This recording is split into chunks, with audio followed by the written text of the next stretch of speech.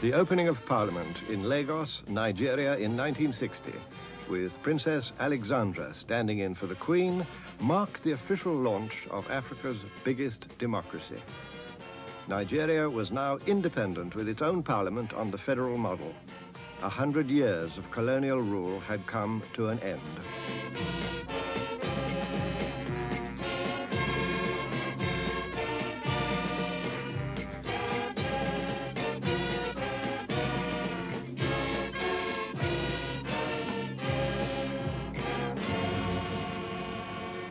Those were exciting days, a profoundly liberating time in history, because the general attitude of white people to black people and of black to white now began to swing full circle, away from the old constricting racism of white superiority matched against black inferiority, and forward to a new acceptance of the attitude of the classical and medieval world that whites and blacks certainly are different from each other in their appearance as in their history, but in human terms just as certainly are equal with each other.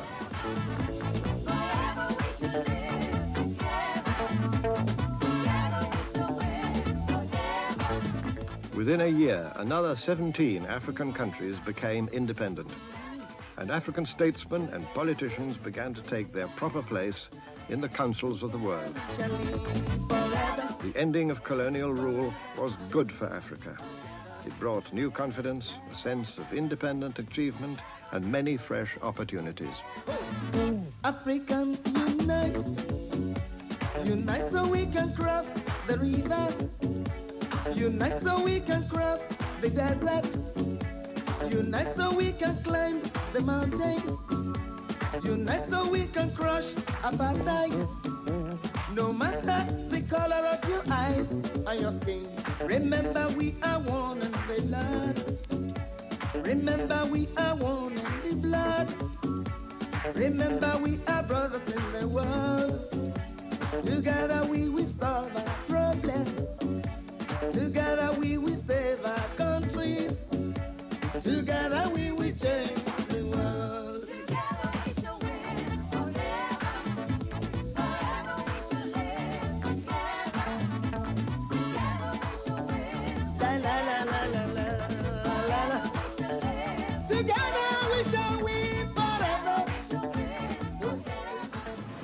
A good deal of modern Africa is a big success story, bustling, elbowing, go-getting, full of vigor, and of course, full of the problems of rapid growth and change.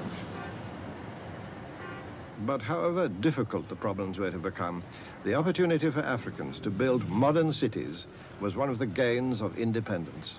In a major African city like Lagos, vast sums have been invested in all the facilities of a 20th century capital.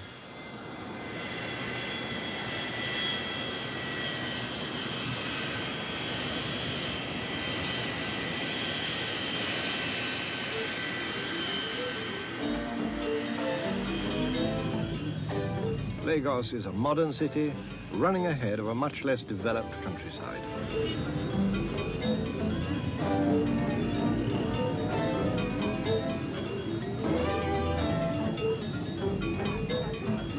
Like Like many other cities, it's grown so fast as to be almost overwhelmed by the problems it has to bear. Problems of traffic and electric power and main drainage, problems of rising crime rates and overcrowded slums.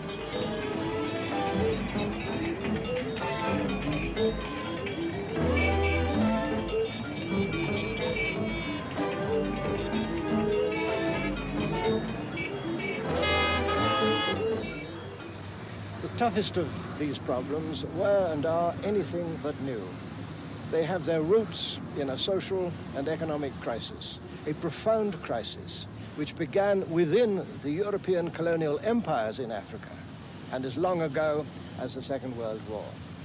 That was when vast numbers of country people began to flood into sprawling towns and cities, looking for escape, for refuge from village hunger, from forced labor, and from other miseries of those days. Nairobi, capital of Kenya, has built up the same business success as Lagos and suffers from the same troubles.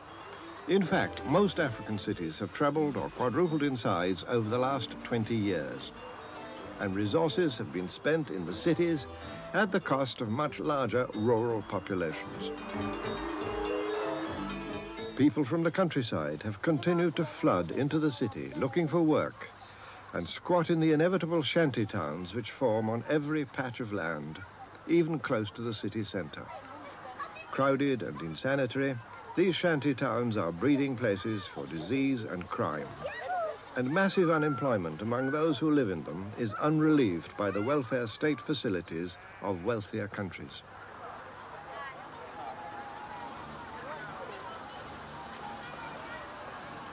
This huge growth of cities has led to tensions and troubles which few African governments have been able to contain. When independence came, European models of parliamentary government were adopted, but the European models have proved increasingly unworkable. This is not because Africans haven't known how to operate their own systems of representative or constitutional government, or even of democracy. On the contrary, their history has revealed a variety of such systems. The European models failed for other reasons. They were evolved, after all, within class-divided societies, very different in their structure from the societies of this continent. Here, as it happened, the parliamentary systems fell increasingly into the hands of small groups of privileged people who hastily sought their personal gain at the expense of the majority and soon were lost in confusion and corruption. The temptation for political leaders to imitate the lifestyle of their former rulers has been almost irresistible, and European businessmen have been quick to exploit this weakness in Africa's new rulers and promote it to their own advantage.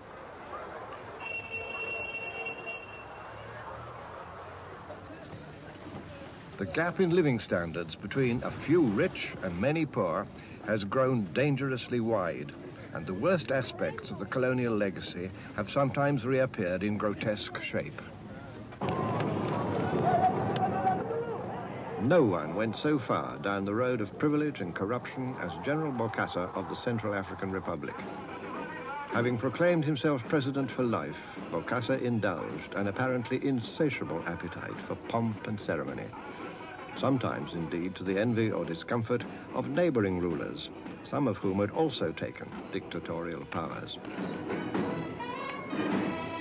In 1974, this one-time soldier in the French colonial forces, backed by business and political partners in Paris, promoted himself marshal of an army barely big enough to put on a parade. But there were plenty of policemen. Critics and opponents were tortured and killed. Bokassa's reign became a bloody caricature of the dictatorship of colonial times.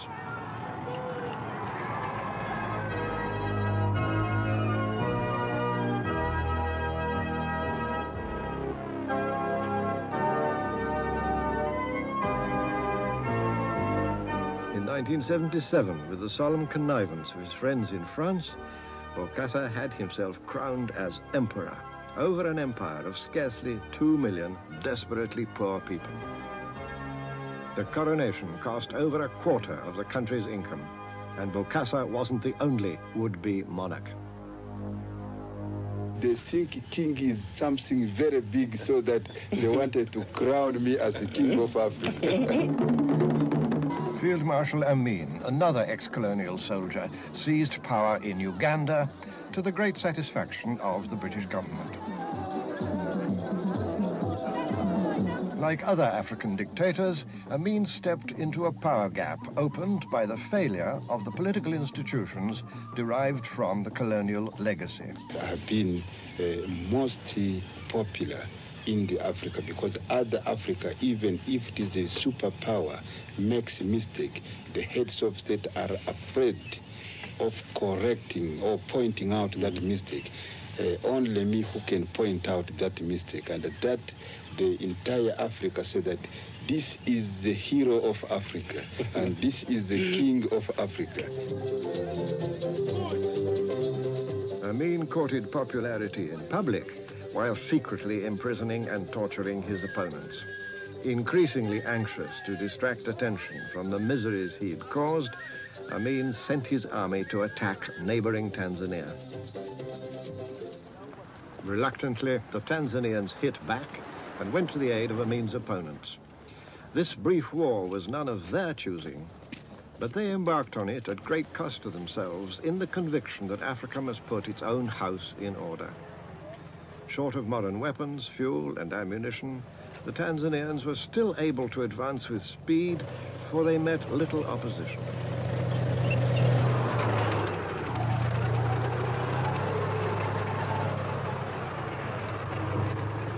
With obvious jubilation, Ugandans greeted the Tanzanian troops as liberators, and many rallied to fight alongside them.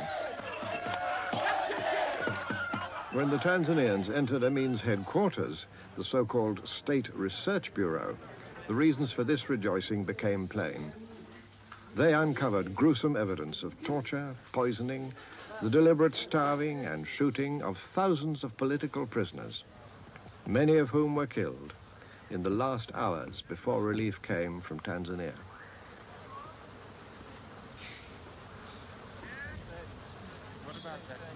The wars which have diminished the gains of independence all have their origins in the colonial legacy and in the problems of building new nations.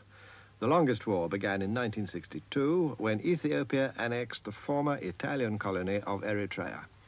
Emperor Haile Selassie, who'd carried through the annexation, was overthrown by a military coup in 1974. Popular revolution followed. But the new government failed to solve its fundamental political problem: how to transform Haile Selassie's empire into a freely accepted federation of its various peoples. So the war continued, with tens of thousands of Ethiopian conscripts still trying to put down the resistance of ill-armed but stubborn Eritrean volunteers.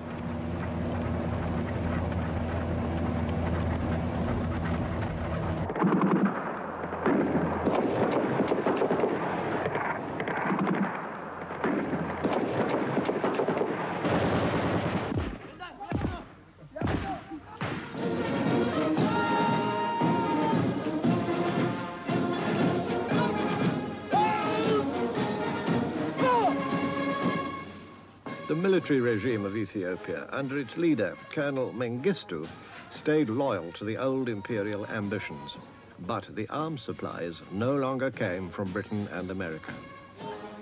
The Ethiopian government found new friends as rivalry between the superpowers spread destructively throughout Africa.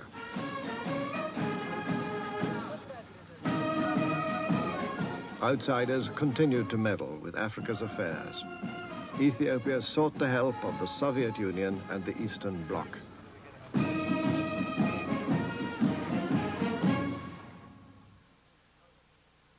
All across Africa, other wars were caused by the problem called tribalism.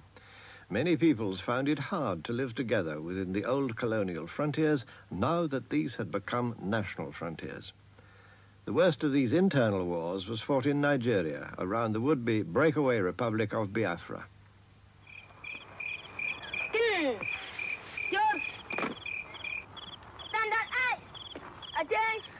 the loyalties of the Igbo people, including some pitifully young volunteers, were ruthlessly exploited by their leaders. The Oxford-educated Colonel Ojukwu, the Igbo leader, had the backing of foreign oil and business interests. With the help of sophisticated propaganda, he convinced his followers that they must fight or face genocide. This was the problem of tribalism at its worst. We are Biafra, fighting for our nation, by the name of Jesus, we can conquer. Oh, we are Biafra, Ojukwu, fighting for our nation, by the name of Jesus, we must conquer.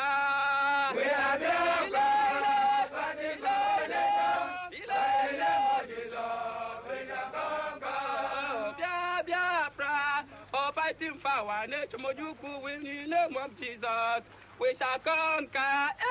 We are Biafra, fighting for our nation, by the name of Jesus, we shall conquer.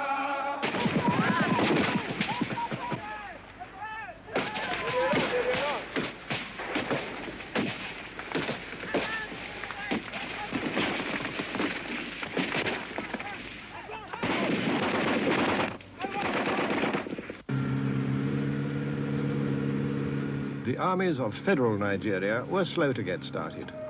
But when they did, their eventual success was inevitable, while destruction in their path added to the misery of the war.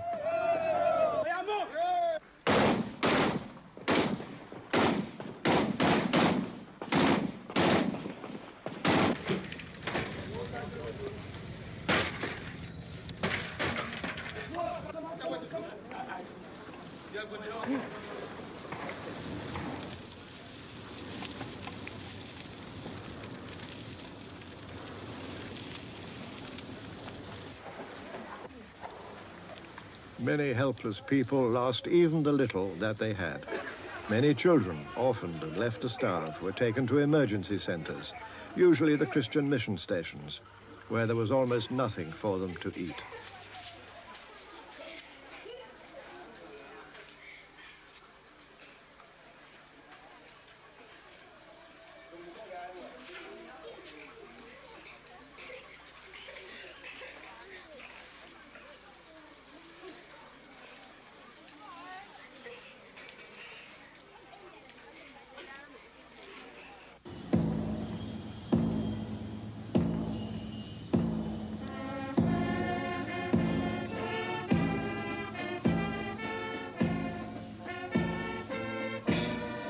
After 30 months of war, victory went to the armies of federal Nigeria, and there followed another 9 years of military rule.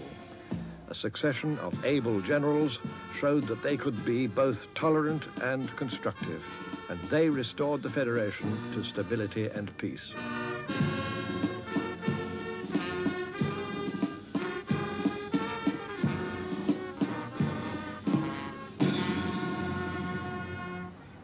In 1979, the army withdrew in favor of civilian rule, but democracy didn't last, and military rule was re-established on the 1st of January 1984. Nevertheless, the peace which the army brought to Nigeria has been remarkable for its generosity. The principle of no victor, no vanquished prevailed, and Nigerians became brothers once again soon after the war. And since then, a deliberate effort has been made on all sides, in all directions, to forget the past and join hands in order to build the future. I think in Nigeria's history, this process of reconciliation is something that every Nigerian ought to be proud of. The British had administered Nigeria as 3 big regions, which tended to make tribal nationalism worse. After the war was over, Nigeria's rulers wisely redivided this enormous country into many much smaller states, providing a blueprint for continued federal unity. Democracy remains the hope for the future. In some of the smaller communities in Africa, it may be possible to have a dictatorship or any other form of government because it may be manageable because of the size. But in a big country with a large population and diverse population, there's just no other alternative but democracy. Since 1980, federal Nigeria has embarked on building a new capital at Abuja in the geographical center of the country, which will be a focal point for the whole federation. The expense is enormous, and there have been costly failures in the building program. But it's a brave attempt to get away from the old conflicts and rivalries and make a fresh start.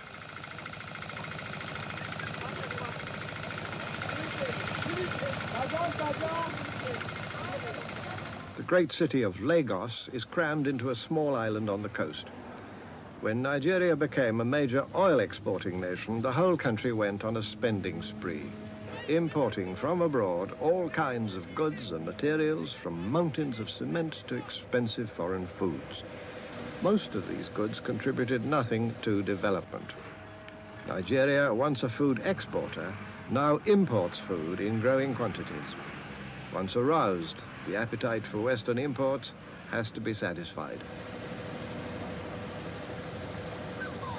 Attempts to limit imports are accompanied by massive smuggling and widespread allegations of bribery and corruption. It's often said that many African countries have become disastrously corrupt, that politicians insist on bribes or contracts will not be signed, that officials demand bribes or agreements will not be met, even that nursing sisters in hospitals expect bribes or nursing services will not be rendered. If much of that may be painfully true, perhaps we should ask why. Is it that Africans are naturally dishonest? The facts of history say no to that. Or is it then that the frailties and temptations associated with corruption have always been promoted by building a get-rich-quick system, such as many African countries have gone in for? To that, the facts of history have always said yes. The cities of Africa have enormous commercial vitality.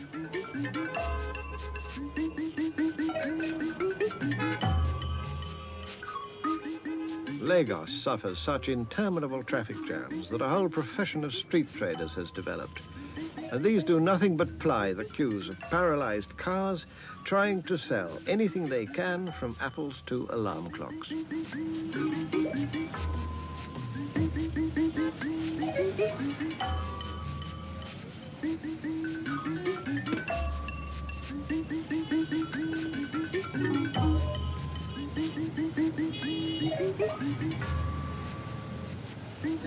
Price this one and make it very well. Also, this one is very good. What price? Which one do you want? So we negotiate the price. To pay for their imports and to get capital for development, many African countries borrow heavily from the outside world. Africa's debts to foreign countries multiplied 4 times in the single decade of the 1970s. And interest payments on these debts, often at high rates, eat into slender resources. A profound economic crisis envelops even the most advanced African countries. Africans naturally want the consumer goods which richer countries have to sell, and the big firms are only too happy to provide them.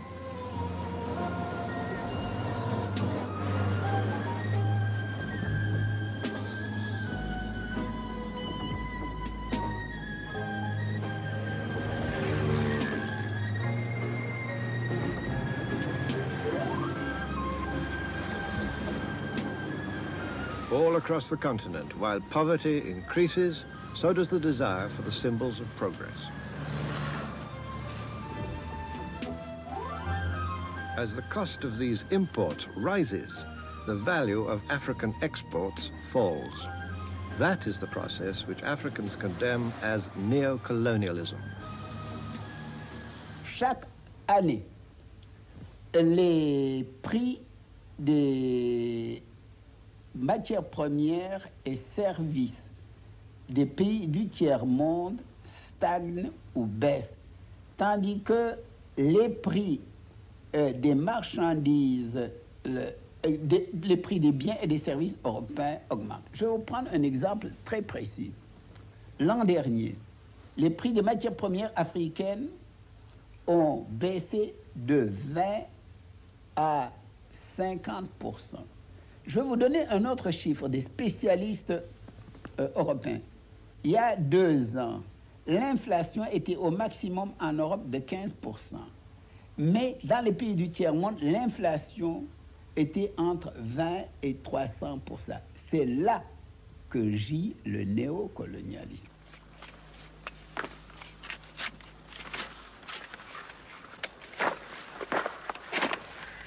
Africa depends on the export of raw materials. In Tanzania, the main export crop is sisal, a fiber used for rope and twine. Its export price is crucial to the country's economy. When we were preparing our first 5-year development plan, the price of our sisal was 148 British old pounds before devaluation, 148 pounds per ton. We felt this price was not likely to continue.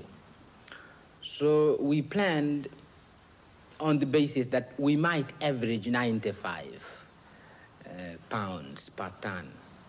It dropped down to less than 70. We can't win. If the Tanzanians could make rope from their sisal, they get a better price for their produce. But this is actually prevented by the rich countries, which impose prohibitive duties on finished imports. The EEC put a 12% tariff on twines and cordage. What can we do? What really can we do? What can a primary producer do? What do we do with our sisal? Eat it? I mean, what can we do with the sisal? We produce sisal, we have to sell the sisal. If the world market price goes down, what can we do? I mean, really, in a world of vultures, what can you do? I mean, really, the weak have to suffer. Cocoa is the chief export of several African countries, including Ghana. The EEC put a 27% tariff on chocolate, so it doesn't pay for countries like Ghana to manufacture cocoa into chocolate. They have to sell it raw. Yet the price of raw cocoa sometimes falls, catastrophically. There was a time when you used to give us about 3,500 pounds for a ton of cocoa. Today, you're giving us something around the region of 1,000 pounds. So we're forced to have to slave some more, producing this cocoa, the gold, to bring over to you. Meanwhile, your goods, the prices of your goods have just risen and gone up and up and up. Your manufactured goods that you're passing on to us, which you've cultured us, not only into needing, but into wanting. If Africans can't win this trade war, perhaps they can earn precious foreign exchange by turning themselves into a tourist spectacle.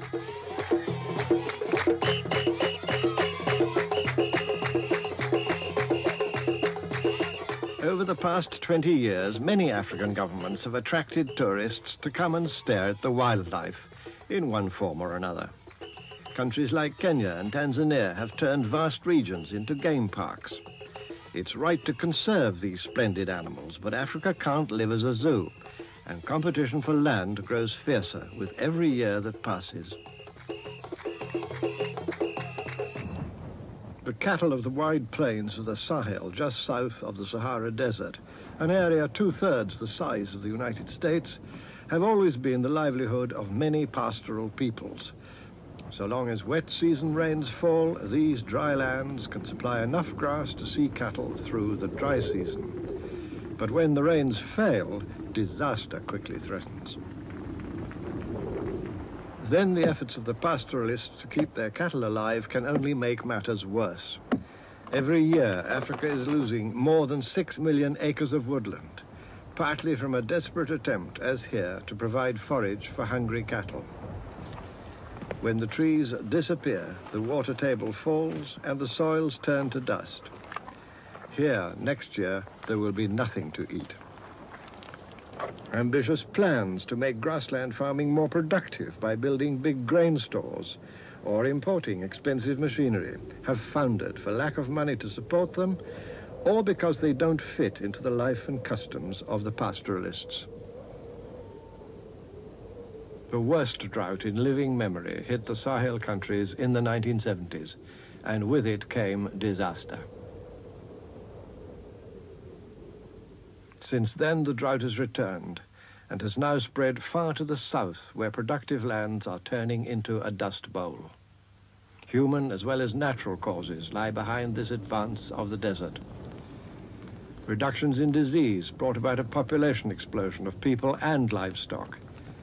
Widespread sinking of wells encouraged bigger herds. The fragile balance with nature, once sustained by pastoral peoples, was destroyed. Terrible human suffering followed. Even in the 2 years of 1972-1973, 250,000 people died of starvation. As always, the children suffered worst, for they can't adjust like adults to sudden shortages of food.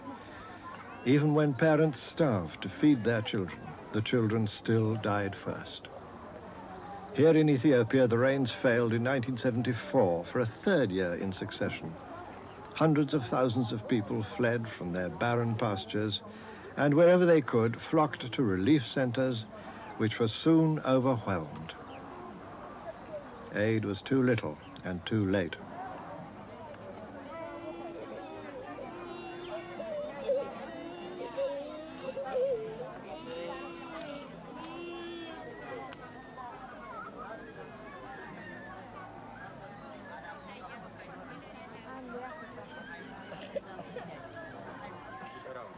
Since these children died, drought and famine have returned to Ethiopia. Both will surely come again. In the aftermath of colonial rule, poverty and hunger now threaten to overwhelm the continent. But much of Africa is rich in natural resources, and these could provide enough for everybody. In a number of countries, Africans are beginning to succeed in putting their material and human resources to better use. Here in Mozambique, the gains of independence have inspired a countrywide effort at reconstruction. But there is still another enemy. The Mozambicans had to fight a long war to end Portuguese rule in 1975, but have since had to face a new violence from gangs armed and sent by a sharply hostile South Africa. At this meeting in Tet, the army presents some terrorists captured from gangs which have killed people and sabotaged communications.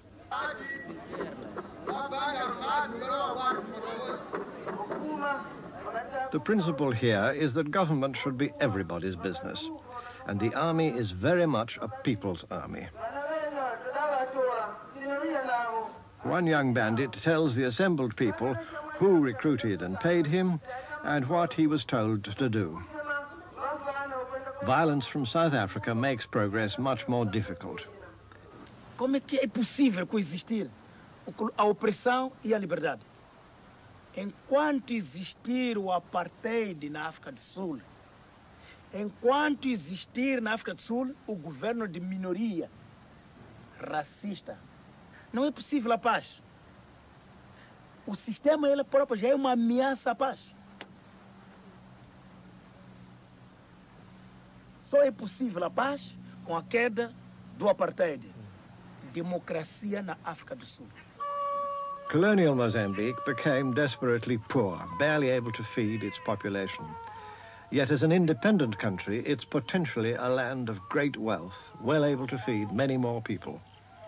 Spreading across 16 degrees of latitude, Mozambique has soils and climate that could grow a very wide range of crops.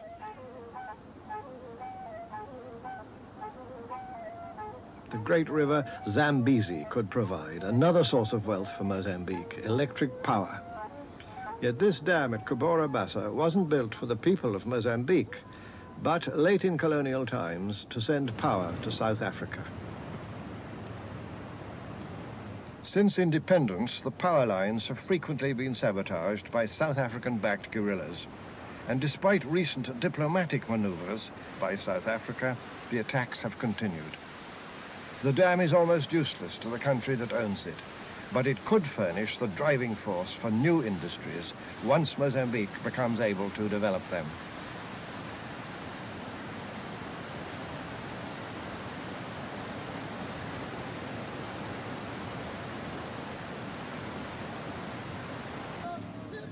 Large quantities of good coal are another of Mozambique's natural assets. This coal mine at Moatize produced little under the ousted colonial regime. But shortly after independence, the new government asked the miners to help in running the mine and got them interested in higher output.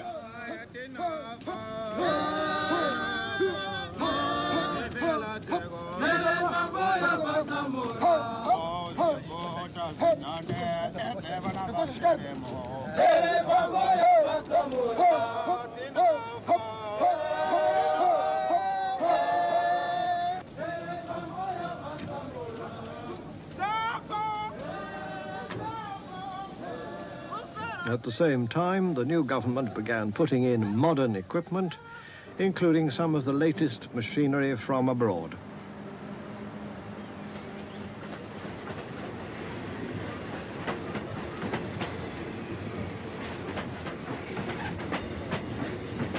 At Rissano Garcia on the South African frontier, trains still carry Mozambican workers to and from the gold mines of South Africa.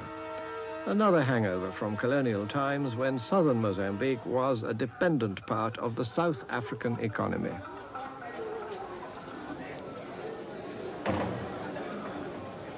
In the old days, the returning miners were often robbed on arrival and deprived of part of their earnings by the Portuguese authorities. Now they can keep their savings, and their gifts and goods are safe from pilfering.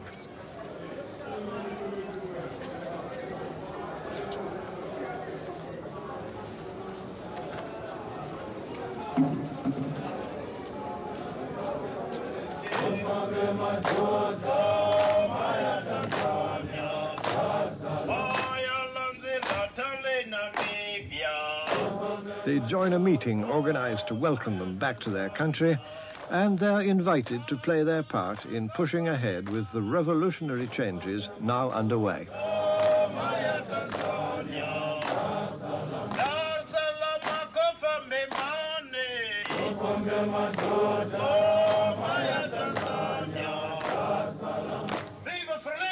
Viva! Viva o trabalhador moçambicano unido no estrangeiro! Viva! Viva o trabalhador moçambicano unido no estrangeiro! The drive for renewal goes on, the struggle continues. And that's the message in the schools as well. A message that calls for social as well as economic reconstruction. In colonial times, this school served the privileged children of Portuguese settlers and a handful of their hangers-on. Only about 1 in every 100 Mozambicans could read or write. The task of teaching a whole generation may be enormous, but however difficult, it's seen as the key to a different future.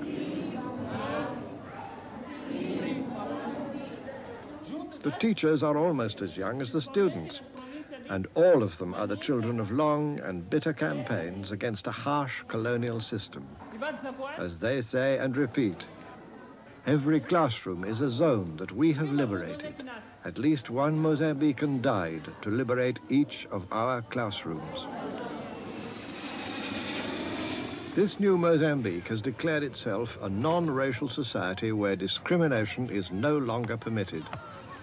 And the answer to the legacy of strife and deprivation, as they see it, is to discover how to draw everyone into a drive for self-development. In the rebuilding of any society, what matters most is the development of its people. But this can be accomplished only when people are in a position to develop themselves because nobody else in the end is going to be able to do it for them. This here is an agricultural cooperative on the outskirts of Maputo. It was formed just over a year ago by 38 people on land abandoned by a Portuguese settler when independence came.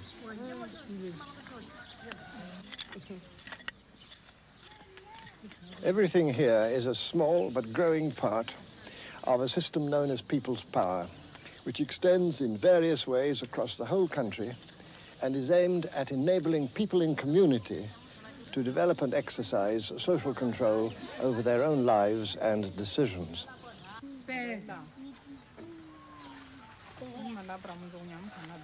These women decided to work as a self-governing cooperative without any men and see if they could make a living by producing vegetables for Maputo City.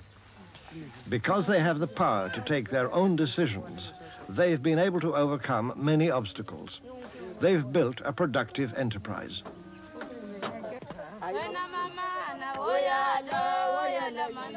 To old tunes, they sing new songs.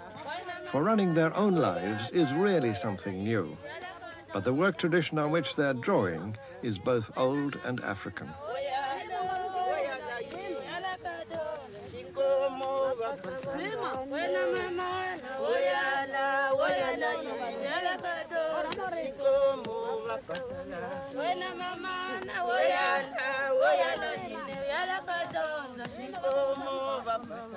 The freeing of women from past servitudes is another aspect of a Mozambican revolution which these people see as being and having to be very much their own creation, and their leaders see it in the same way.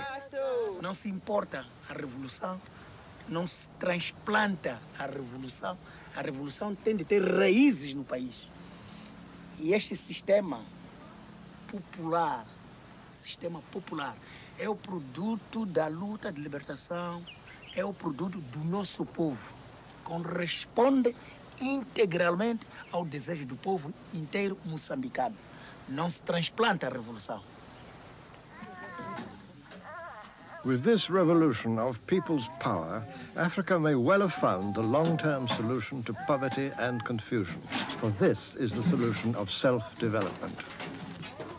Here in Zimbabwe, once the settler colony of Rhodesia, it's a question of building on small and very difficult beginnings.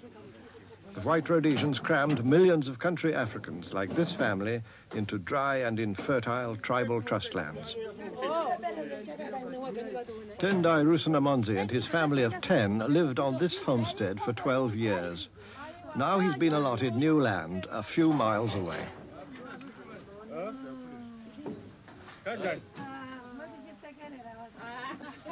Tendai and his family had to survive on 2 acres of overworked land, fast turning to desert. The move came just in time. Ndikubva pano nenzira yekuti pana apa takamanikidzana ende zvekare minda yeti ndenge ndinaye pano ndenge ndine maeka matatu. Ndenge ndine maeka matatu zvino mvura yeti ikanaya maeka iwayo abva anyura nemvura. Ivhu rakura rachembera.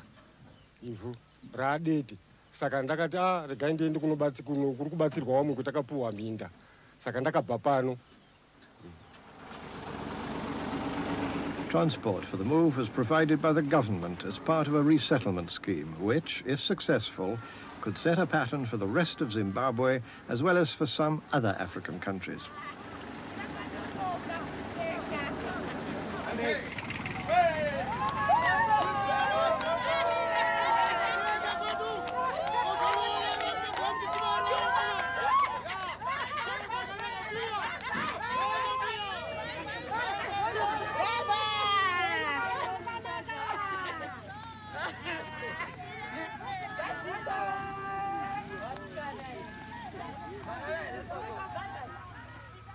About 2 million Africans in Zimbabwe desperately need new land. But whites still own 40% of the arable acreage and all the best of it. With more capital and experience, the white farmers are more efficient producers. But the land needs of a huge black majority are a powerful hunger. When a little land does become available, It's the start of a journey to a better future.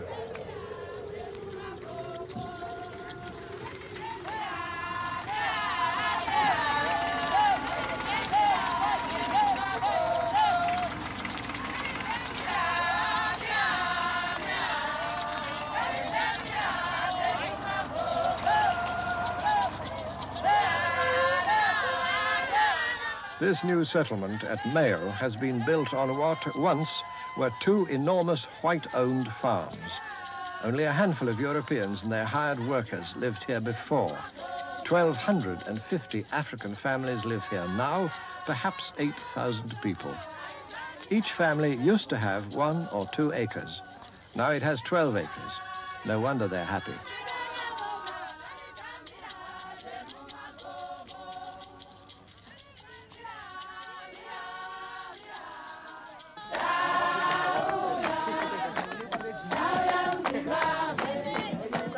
New land means new life. It can also mean new freedoms. Here, the people of the Mayo settlement have agreed among themselves to build for the future. They're building a school for which the government will provide a teacher. And to do this, they call on their own traditions of mutual aid and community work.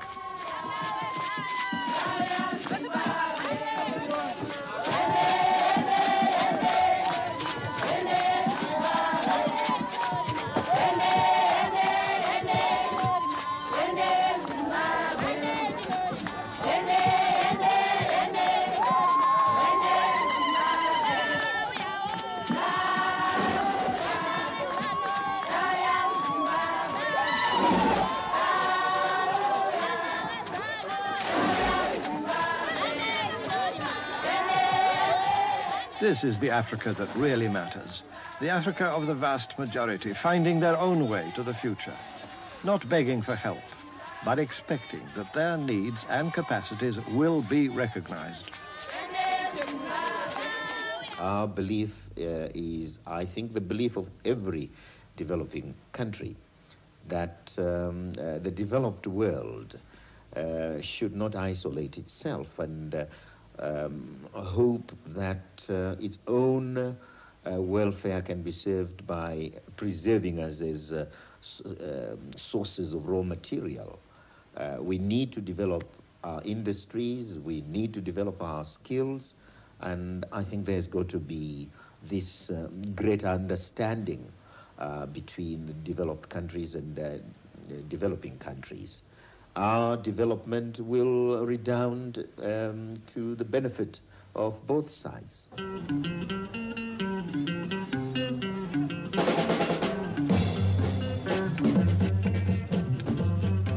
Africa moves into the modern world.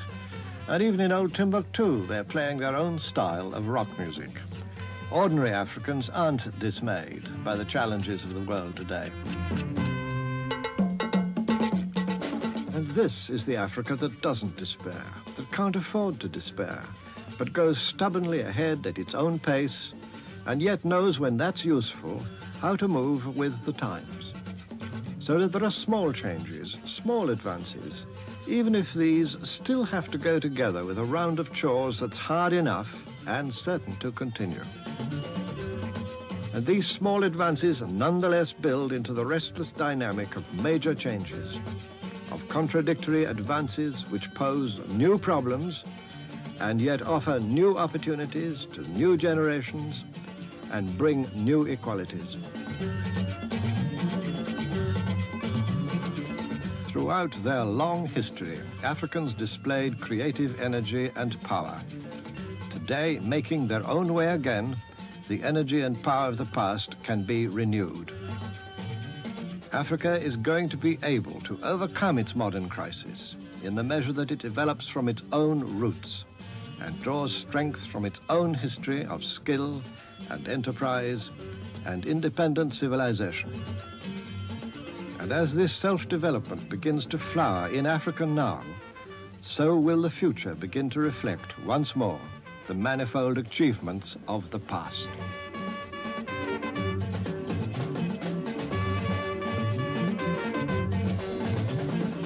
These were some of Africa's decisive moments in history.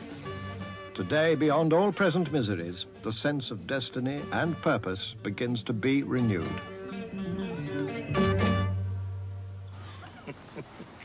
O sistema socialista liberta a iniciativa criador do povo. O povo é que vai resolver. Our people were free some time ago. That's why you needed chains to get them. Today, you don't need chains because of the influence of our minds. You've got us all trapped, but we're breaking free. Et ce qui nous sauve, c'est notre vitalité. Vous avez l'esprit de méthode et d'organisation. Nous avons l'esprit d'intuition et l'esprit de création. I think we have made a good start. I do not say that everything is all right, but we are making improvement, satisfactory improvement, and I believe that things will be better in the future.